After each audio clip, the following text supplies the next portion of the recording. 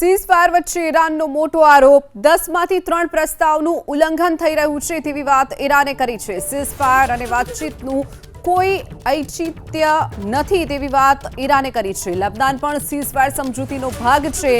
ઈરાનના વિદેશ મંત્રી અમેરિકા પર ભડક્યા છે। અમેરિકા યુદ્ધ વિરામ પસંદ કરે અથવા તો યુદ્ધ ચાલુ રાખે તેવી વાત ઈરાન તરફથી કરવામાં આવી છે। એક તરફ વાતચીત અને યુદ્ધ એક સાથે શક્ય ન થઈ શકે તેવી વાત ઈરાન દ્વારા કરવામાં આવી છે। દુનિયા લેબનાનમાં નરસંહાર જોઈ રહી છે।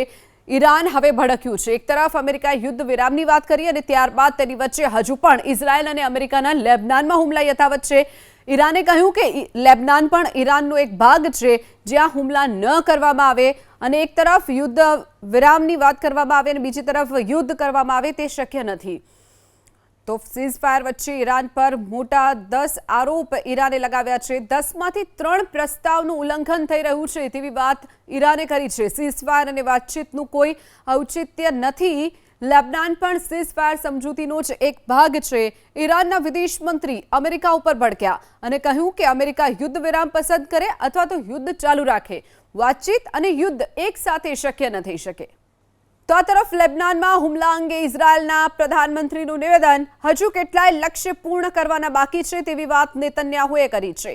સમજૂતી અથવા યુદ્ધને ટાર્ગેટ પૂર્ણ કરીશું।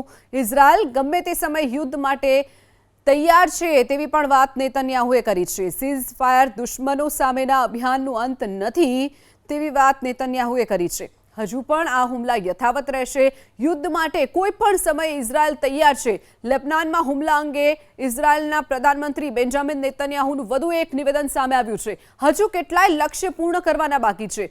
સમજૂતી અથવા યુદ્ધને ટાર્ગેટ અમે પૂર્ણ કરીને જ રહીશું। ઇઝરાયલ ગમે તે સમય યુદ્ધ માટે તૈયાર છે તેવી વાત નેતન્યાહુએ કરી છે।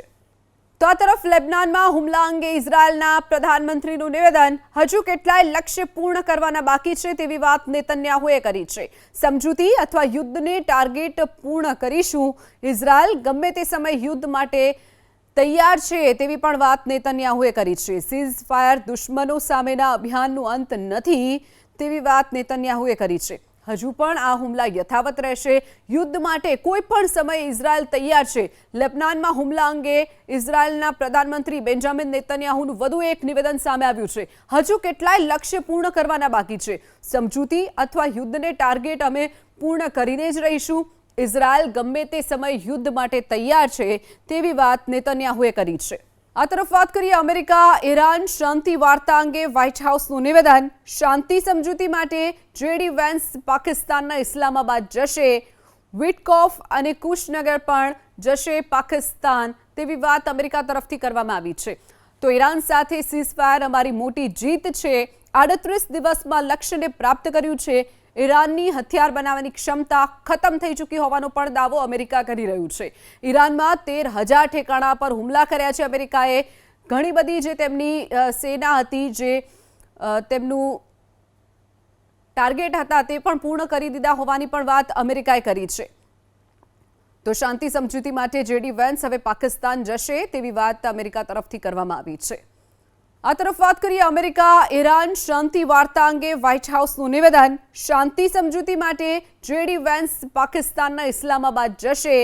વિટકોફ અને કુશનગર પણ જશે પાકિસ્તાન તેવી વાત અમેરિકા તરફથી કરવામાં આવી છે। તો ઈરાન સાથે સીઝફાયર અમારી મોટી જીત છે। 38 દિવસમાં લક્ષ્યને પ્રાપ્ત કર્યું છે। ઈરાનની હથિયાર બનાવવાની ક્ષમતા ખતમ થઈ ચૂકી હોવાનો પણ દાવો અમેરિકા કરી રહ્યું છે।